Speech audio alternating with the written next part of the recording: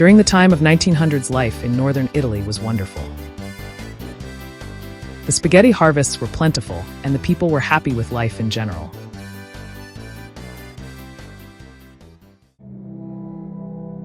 Then came the Great Spaghetti Famine. This changed things for the worse. For lack of spaghetti to harvest, the local economies became depressed. In these times, in a small village located in northern Italy, lived a family of northern Italians. Go figure. The father worked in the village shoemaker shop making knockoff Gucci shoes for the local population. Business had slowed down dramatically due to less spaghetti to harvest. This caused shoes to last longer, which meant less income for the family. With shrinking spaghetti harvest, the whole village was pretty much in dire straits as far as income. One day, one of the villagers saw a poster mounted on the town hall bulletin board. The poster said there was a great need for workers in America with good pay. No experience necessary. Very low-cost transportation by ship is provided. Sadly, the population of the small village dwindled down to practically zilch. The father of the family could no longer provide for his family. There was no one left to buy his Gucci knockoff shoes. The father looked at all the bills he could not pay, and there was not enough spaghetti to feed his family. After much worry and thought, he decided to pack up the family and migrate to America with the hopes of great opportunity. Unbeknownst to the father, his wife had been pregnant for a while. She did her best to keep her condition secret so as not to worry her husband more than he already was. On the 2-week voyage, the wife did a good job of hiding her condition. She was barely showing for some reason. Also, she blamed her morning sickness to being seasick. The big day finally came. The family was in awe seeing the Statue of Liberty for the first time. The sounds of all the tugboats and ships tooting their horns and blowing their whistles. Just imagine the excitement the family from a small Italian village felt when they saw the skyline of New York City. They were amazed watching how the tugboats moved the big ocean liner to the dock on Ellis Island. Hundreds of people slowly making their way down the gangway to the dock looking all about at their new country. They were glad to be off the tight and rolling quarters of the ship they spent so much time on. They were herded from the dock to a huge building the likes in size they had never seen. Once inside, the din of thousands of voices was nearly overwhelming. They slowly made their way towards where several men in dark uniforms were asking questions and looking at paperwork when something happened. The wife suddenly grabbed her husband's arm and let out a quiet shriek. They both looked down at the floor while her water was breaking. A few of the nearby women knew what was happening to the wife and rushed to her. They gently walked her to the closest bench and laid her down. The husband was nearly in shock, not knowing his wife had been carrying their son. The women busied themselves around the wife for a while, when suddenly the women let out a gasp. A very tiny baby was born in the United States of America, whose name would be Luigi, and the newest citizen of the USA.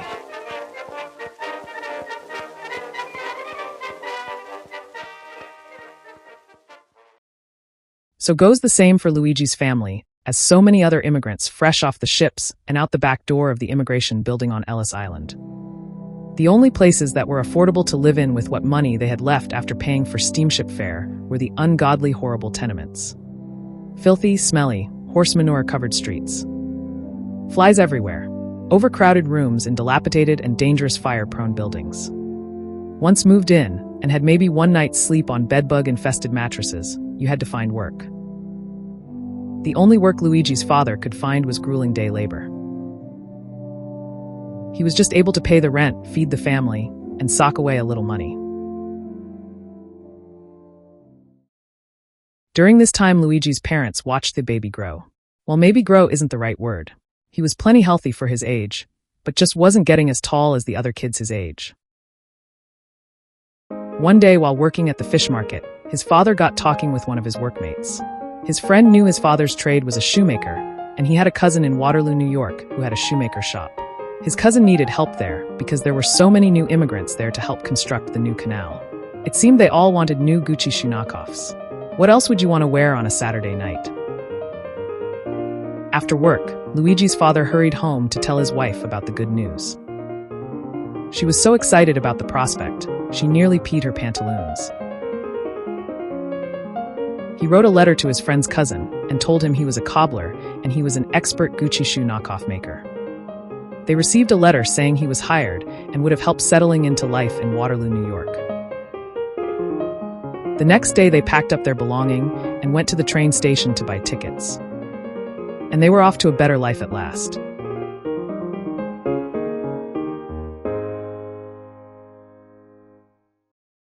Little Luigi and his family are at last very happy and doing quite well for themselves in Waterloo, New York. Luigi's father and his older brother are both busy making Gucci knockoff shoes for all the Italian immigrants living in town and working on the canal system. Little Luigi has made several good friends, and they do all the things kids do together.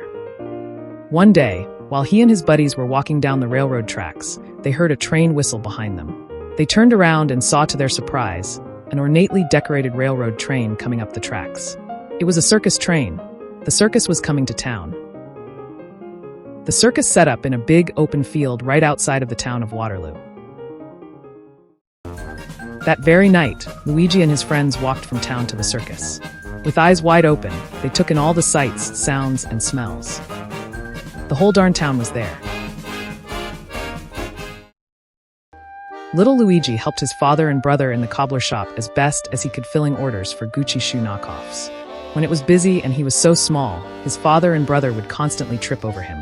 Sometimes they would lose their patience and tell him to go outside and play with his friends. This would hurt his feelings and made him feel that he wasn't contributing to the family's well-being. He pondered for a couple days on this and became very depressed. He decided to join the circus before it left town. He hated the idea of leaving his family and friends.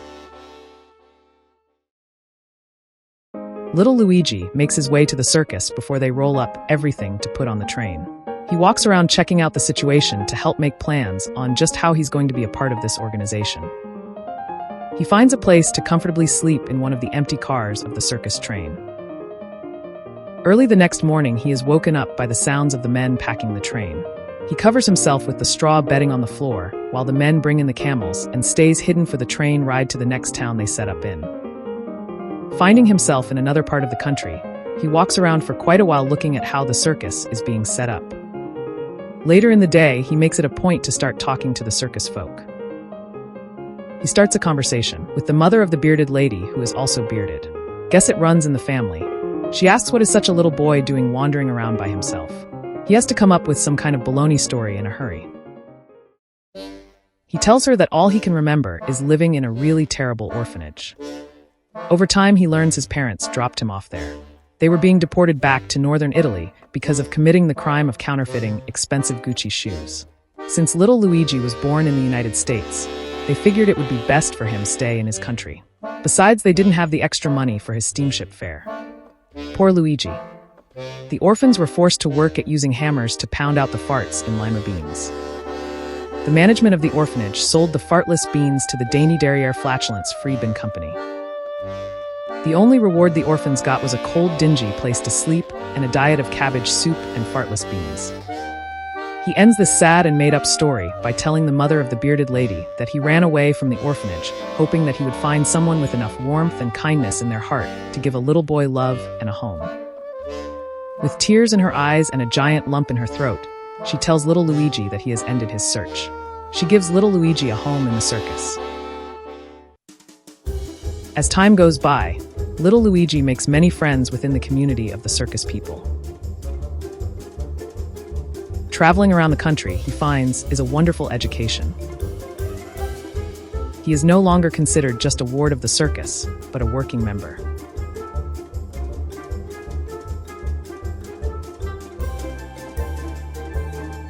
While growing into his teens, he starts seeing the opposite sex in a different way. He develops teenage crushes on some of the young women of the circus.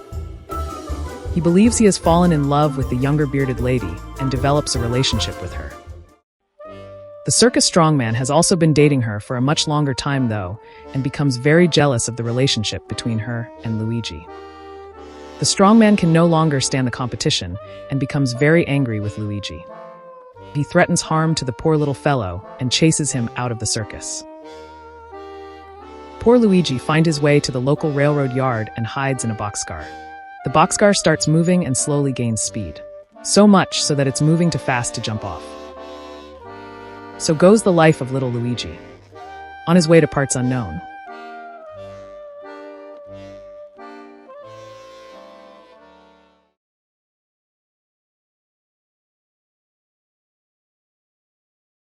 After several days and nights of riding in a bumpy, swaying, and noisy boxcar, little Luigi finally makes it to sunny California.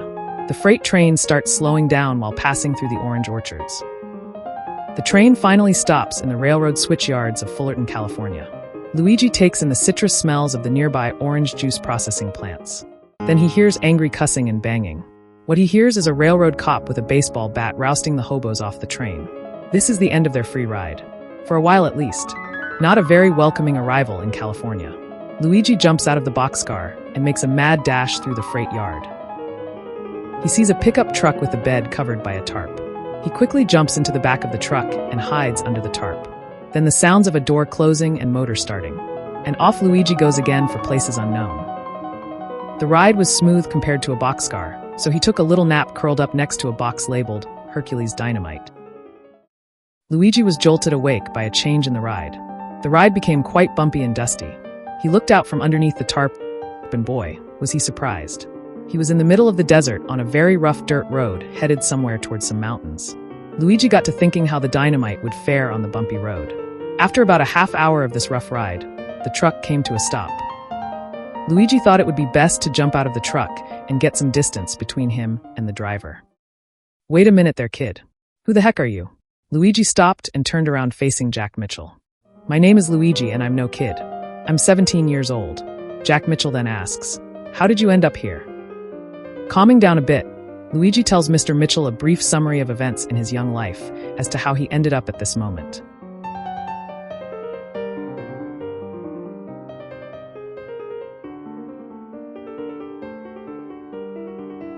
Jack Mitchell introduces himself to Luigi and tells him he owns the desert resort where they are standing. Ida Mitchell, Jack's wife, has been standing on the porch of their home taking in what has been going on. She walks over to them and asks Luigi if he would join them for some lunch. After lunch and getting to know each other a bit better, Jack and Ida ask Luigi if he'd be interested in a job there, a place to stay and home-cooked meals. Luigi couldn't believe his luck in finding such nice people and accepted the offer. It took several years and a lot of hard work for Jack and Ida Mitchell to create their dream of a successful cave tour and desert resort operation. Jack saw potential in Luigi's small stature and his experience in circus showmanship. Jack knew there were parts of the cave that needed to be explored, but some of the passageways were just too tight for him to get through. No problem for little Luigi. Some of these places were also perfect for rattlesnake nests. Rattlesnakes were sometimes a problem on the regular cave tours. Luigi and a little dynamite was a good way of taking care of that problem. Jack Mitchell was also quite the showman and loved to entertain the guests. He came up with the idea of dressing Luigi in a Native American costume. Ida made the costume and little Luigi was billed as the world's smallest Indian. Luigi did all kinds of different jobs at the resort.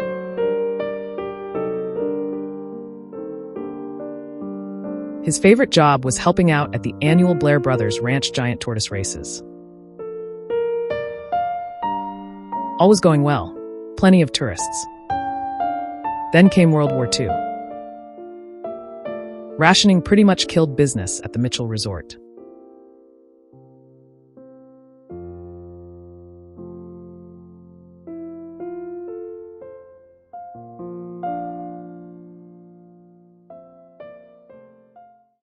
One day Luigi was reading the Needles Desert Star newspaper. There was an article about the Douglas Aircraft Factory in Long Beach, California, needing to hire really small people. The reason for this was there were very tight places that need to be riveted from the inside, and normal-sized people just couldn't fit. He mulled over this for a couple of days and came to a decision. He took this decision to Jack and Ida Mitchell. He explained to them that business was bad, and he felt rather useless. To take the job at the aircraft factory would be a good way to contribute to the war effort. They agreed with him and said they would be very proud of him to do such a thing for his country. A couple of days later, Jack and Ida drove him down that long dirt road to Old Route 66. They stayed with him until he hitched a ride to Long Beach.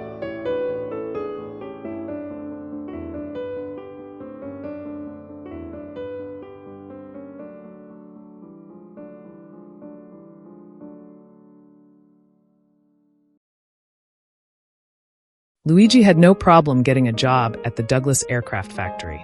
The plant was enormous, and there were thousands of people working there. He found it surprising at how many little people were employed making aircraft. And plenty of women, too. He made many friends, especially with all the little people.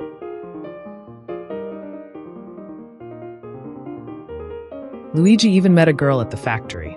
She was a bit taller than him, but that made no difference. They were in love.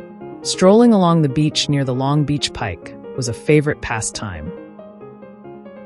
During their lunch breaks, the small folks would have many conversations about how difficult it was sometimes living in a world designed for the larger folks.